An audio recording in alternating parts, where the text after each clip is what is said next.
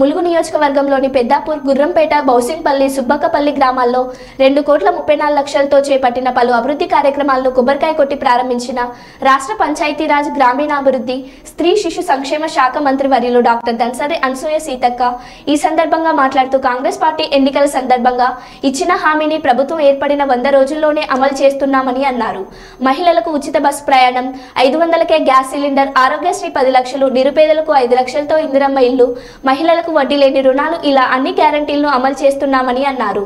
రాబోయే పార్లమెంట్ ఎన్నికల్లో కూడా ప్రజలందరూ కాంగ్రెస్ పార్టీకి మద్దతుగా తోడుగా ఉండాలని మంత్రి వర్యులు సీతక్క అన్నారు. ఈ కార్యక్రమంలో వివిధ శాఖల అధికారులు మరియు కాంగ్రెస్ పార్టీ జిల్లా, బ్లాక్, మండల, గ్రామ నాయకులు, కార్యకర్తలు తదితరులు పాల్గొన్నారు.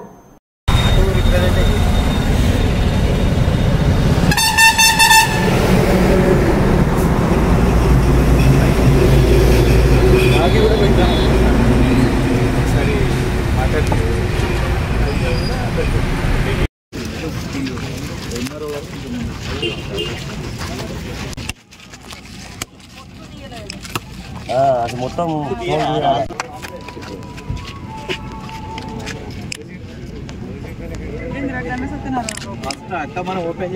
గారికి, గ్రామ కమిటీకి, యువకులకు, మరి బ్లాక్ అధ్యక్షుడు భగవాన్ రెడ్డి గారికి, జిల్లా కిసాన్ సెల్ అధ్యక్షుడు రాజేందర్ గౌడ్ గారికి, మన మండల అధ్యక్షుడు సూరన్న గారికి, మన పెద్ద మనిషి సాయన్న గారికి, అదే విధంగా బండి శ్రీనివాస్ గారికి, మన సమ్మయ్య నాయక్ గారికి, తాళ్లపల్లి శ్రీనివాస్ గౌడ్ గారికి, మరి మన మేడారం మన లక్ష్మీదేవర ట్రస్ట్ చైర్మన్ అన్న సారన్న గారికి, బాబు గారు చాలా రోజుల తర్వాత కనబడ్డారు.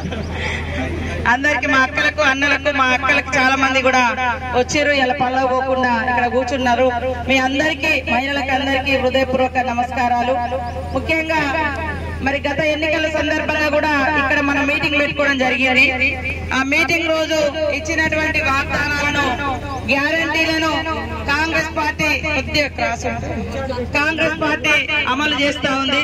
మీకు తెలుసు, గతంలో వచ్చిన ఇందిరమ్మ ఇల్లు ఇప్పుడు మళ్ళా భద్రాద్రి రాముడి దగ్గర భద్రాచలంలో మొన్ననే 3,500 ఇళ్లకు శ్రీకారం చుట్టడం జరిగింది. ప్రతి ఊర్లో కొన్ని ఇళ్ళు వస్తాయి. దసరా వాళ్ళ నెక్స్ట్ ఇయర్ కూడా మళ్ళీ వస్తుంది. ఇట్లా 5 ఏళ్ళు 10 ఏళ్ళు ప్రభుత్వం మీ యొక్క సహాయ సహకారాలతో ఉంటది. తప్పకుండా మరి మేము వచ్చి రాగానే మీరు చూసిరు, ఈ ఊళ్ళో 76 లక్షలతోటి దాదాపుగా ఈ 4 గ్రామాలలో సీసీ రోడ్లు వేయించి ఇవాళ అదొక గుడి కట్టిద్దామని కట్టించాను నేను ప్రతిపక్షంలో ఉన్నప్పుడు. కమ్యూనిటీ హాల్ నాయకపూర్లో దానికి కూడా బిల్లు రాకుండా అడ్డుకున్నారు పోయినసారి నాయకుడు. ఏంటంటే అభివృద్ధి కోసం ఎవరూ అడ్డుకోవద్దు. ఎట్లా శక్తి మేరకు వాళ్ళు పనులు తీసుకొచ్చి పని చేయాలి.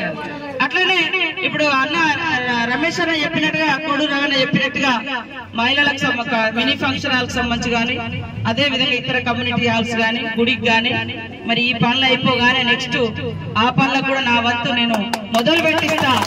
ఒకటేసారి 10 ఏళ్ల పనులు ఒకటేసారి కావు, తప్పకుండా మీ పనులు మొదలు పెట్టింది. ఇప్పుడు మీ ఊర్లలో రోడ్డు ఎట్లా అయితే చేసినామో ఇంకా మిగతా రోడ్లు కూడా మిగతా బడ్జెట్ ఇస్తాం. మీరు కూడా నాకు ఇచ్చిన మాట ప్రకారం మరి అత్యధిక మెజార్టీని మీరు ఇచ్చిర్రు. ఈ ఊర్లో నేను ఇప్పటికీ 2 సార్లు వచ్చాను మీ ఊరికి. ఒక్కసారి మా ఊరు కూడా ఒకటేసారి పోయాను. ఇప్పుడు ఒకటేసారి అట్లా పోయి ఇట్లా వచ్చింది, తవరపోలే. మీ ఊరికి 2 సార్లు వచ్చింది. అంటే గతంలో చూస్తే దేవుడి కాడ కూడా లక్ష్మీదేవరి కాడ 5 లక్షల కంటే ఎక్కువ వచ్చింది. ఈసారి 15 లక్షలు. మరి కలెక్టర్ సమ్మక్క సారక్క దేవుని దగ్గర 15 లక్షలు ఇప్పించిన, కలెక్టర్ పిలిపించినాం, ఎస్పీ వచ్చిన, నేను వచ్చిన, డిపి అందరం వచ్చి మీ దేవుని యొక్క గుడి యొక్క ప్రాధాన్యత ఉండాలి, పెరగాలి, ఇక్కడ కూడా జాతర అవుతుందని తెలియాలని అప్పుడు కానీ ఎప్పుడు కానీ నేను వస్తూనే ఉన్నాను. మీ అందరికి కూడా రాబోయే కాలంలో 500కే గ్యాస్ సిలిండర్, మరి మహిళలకు అందరికీ కూడా ఉచిత బస్సు ప్రయాణం ఏర్పాటు చేసి ఇప్పటి వరకు 30 కోట్ల ప్రయాణాలు ఒక్కొక్క అక్క 10-20 సార్లు బస్సు ప్రయాణం చేసి, కానీ మనం బస్సు ప్రయాణం పెట్టినాక ఊళ్ళకు బస్సులు రావద్దు అని పాపం ఆటో సోదరులను టీఆర్ఎస్ వాళ్ళు రెచ్చగొట్టి కొంతమందిని ఆటోలను కాలబెట్టేటట్టుగా ప్రోత్సహించి ఊరూర్లో బస్సులో తిరగద్దని అడ్డుకునే ప్రయత్నం చేస్తా ఉన్నాం. మేమేమంటామంటే ఆటోల టైంలో ఆటోలు తిరుగుతాయి, ఎందుకంటే పొద్దున సాయంత్రం బస్సు వస్తుంది. ఇప్పుడు ఇక్కడ నుంచి హన్మకొండ పోవాలి, మరి ఆటో హన్మకొండ దాకా వస్తుందా? రాదు కదా. మరి అట్లా హన్మకొండ దాకా పోవాలంటే కనీసం 200 రూపాయలన్నా ఖర్చు వస్తుంది. 200 రూపాయలు నెలకు ఒక 4-5 సార్లు పోయేటోళ్ళు అయితే ఒక 2-3 వేల రూపాయలన్న వాళ్ళకు మిగులుతాయి ఆడోళ్ళకు అక్కలకు అని మన సీఎం రేవంత్ రెడ్డి గారు సోనియమ్మ ఆదేశం మేరకు ఉచితంగా బస్సు ప్రయాణం పెట్టింది. ఎవరెన్ని అడ్డుకున్నా 30 కోట్ల ప్రయాణాలు అంటే మన మహిళలు అన్ని సార్లు బస్సులు ఎక్కి దిగింది. అదే కాకుండా మరి ఆరోగ్యశ్రీ ఏదన్నా అయితే 10 లక్షల వరకు కూడా ఫ్రీగా వైద్యం అందుతుంది. మరి దానితో పాటు మేము ఇక్కడే ఉండి 200 యూనిట్ల కరెంటు ఫ్రీగా ఇస్తామని చెప్పినాం ఆ రోజు ఎన్నికల కంటే ముందు. కాంగ్రెస్ వాళ్ళు ఇచ్చేది అవుతుందా కాదు అని అన్నారు. కానీ 200 యూనిట్ల కరెంటు మరి రేపటి నుంచి వచ్చేటువంటి బిల్లు మీకు కరెంటు బిల్లు ఉండదు. అంతకుముందు చూస్తే నాకు చాలా సార్లు వచ్చిన ఫోన్ ఎస్సీ కాలనీ కట్ అయింది, ఎస్టీ కాలనీ కట్ అయింది, బీసీ కాలనీ కరెంటు బిల్లులు కట్టట్లేదని ఇల్లు. కానీ పేదోళ్ళు ఉండేటువంటి ఇళ్ళ కరెంటు బిల్లులు గతంలో బీఆర్ఎస్ పార్టీ ముక్కుబిండి వసూలు చేసింది. కోట్లు ఉన్న లెక్కేమో ఫ్రీ, అసలు గుడిసెలు ఉన్న వాళ్ళకేమో కరెంటు బిల్లు కట్టు. కానీ ఇప్పుడు అది కాదు, గుడిసెలు ఉన్న వాళ్ళకి కూడా కరెంటు ఫ్రీ ఇవ్వాలని మన ప్రభుత్వం జీరో బిల్లు పెట్టాం. ఇక కరెంటు బిల్లు 200 యూనిట్ల వరకు మీకు ఫ్రీగా ఉంటుంది. 5 లక్షలతోటి కూడా ఇల్లు. ఇక్కడ అందరి సమక్షంలో చెప్తున్నా, ఎవరైతే పేదవాళ్ళు ఉన్నారో గుడిసె లేని వాళ్ళు, గుడిసె కూలిపోయిన వాళ్ళు, మరి అట్లాంటి వాళ్ళకు మనము మొదటి ప్రాధాన్యత ఇవ్వాలి. 10 ఏళ్ళ సంఘాలలో ఉన్న వాళ్ళకు కూడా, పొదుపు సంఘాలలో ఉన్న వాళ్ళకు కూడా జీవిత బీమా 10 లక్షలు.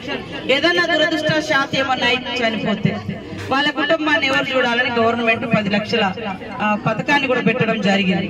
అట్లా మహిళల పొదుపు సంఘాలలో కూడా ఇక మేము 10 మంది ఉన్నాం, 15 మంది ఉన్నాం, ఇక ఈ ఊర్లో ఇక ఈ పని నడుస్తుంది, మాకు ఇంత లోన్ కావాలంటే ఆ లోన్ ఇప్పిస్తా ఉన్నాం. మేము ఇక్కడే కాకుండా బయట కూడా అమ్ముకునేటట్టుగా హైదరాబాద్ లో కూడా షాపులు పెట్టించే కార్యక్రమం నిన్న మీరు చూసుంటారు టీవీలలో. మరి మన ఊరు నుంచి వచ్చిరో రాలేదో తెలియదు. నిన్న మహిళలందరూ వచ్చారు కదా, అది మనము నేను కూడా ఉన్నా అక్కడే. వాళ్ళందరూ చెప్పారు మేము ఈ షాప్ ఇట్లా పెట్టినాము, ఈ షాప్ ఇట్లా పెట్టినామని అమ్ముతున్నారు. అగరబత్తులు గాని, బొమ్మలు గాని, బట్టలు గాని ఏదైనా వాళ్ళు తయారు చేస్తారు. రేపటి నుంచి కుట్టు మిషన్ కుట్టి వచ్చిన వాళ్ళందరికీ పిల్లల యూనిఫామ్స్ అన్ని కూడా మీకే కుట్టితే గవర్నమెంట్ కొంటది.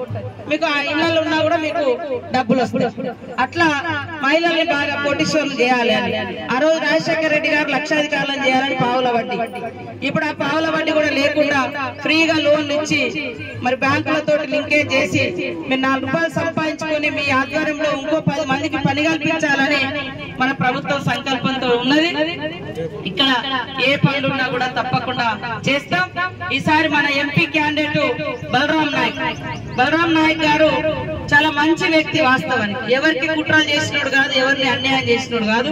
ఆయన మంత్రిగా ఉన్నప్పుడు కూడా మనకి ఇవాళ ములుగు ఏరియా హాస్పిటల్ బిల్లు డబ్బులు వచ్చినాయంటే ఆయన ఆధ్వర్యంలో వచ్చింది. ఇలా ఊరూర్లో మన మండలానికి మోడల్ స్కూల్, కస్తూరిబా స్కూల్స్, అదే విధంగా ఇవాళ ఏటు నాగరంలో రోడ్లు, మరి ఇక్కడ నుంచి మన జంగాల్పేట నుంచి కూడా ఇటు వచ్చినటువంటి రోడ్లు ఇవన్నీ కూడా ఆయన హయాంలోనే వాస్తవానికి కాంగ్రెస్ ప్రభుత్వంలో వచ్చినాయి. ఇప్పుడు కూడా ఆయన ఎంపీగా గెలిస్తే నాకు తోడుగా ఉంటాడు. ఆయన నిధులు మన నిధులతోటి ఇంకా బ్రహ్మాండంగా ఊరూర్లో ఎక్కువ ఇల్లు తెచ్చుకోవచ్చు, ఎక్కువ పథకాలు తీసుకొచ్చుకోవచ్చు, మిమ్మల్ని అందరినీ కూడా బాగు చేసుకునే అవకాశం ఉంటది. కాబట్టి మరి ఎస్సీ కాలనీ నుంచి కూడా మీరు అందరూ ఒక తీర్మానం రాసివ్వండి నాకు ఈ సింగరేణి సంబంధించి. ఈ 2-3 రోజుల్లో నేను బట్టి విక్రమార్క గారే దానికి సంబంధించినటువంటి మంత్రి, వారితో మాట్లాడి మీకు అట్లా ఎట్లా న్యాయం జరగాలి, షిఫ్ట్ చేయడమా లేకుంటే అక్కడ ఎట్లా అనేది మీరు మీ సూచన, మీ బాధల నుంచి వచ్చేటువంటి ఆలోచన నాకు చెప్తే మరి నేను దాని ప్రకారంగా మీకు న్యాయం చేస్తానని తెలియజేస్తూ మా అక్కలకు, అన్నలకు, తమ్ముళ్లకు, పెద్దలకు, మహిళా సోదరి వాళ్ళకు, యువకులకు అందరికీ పార్టీ నాయకులకు పేరు అందరి పేరు పెట్టలేదని ఏం బాధపడద్దు.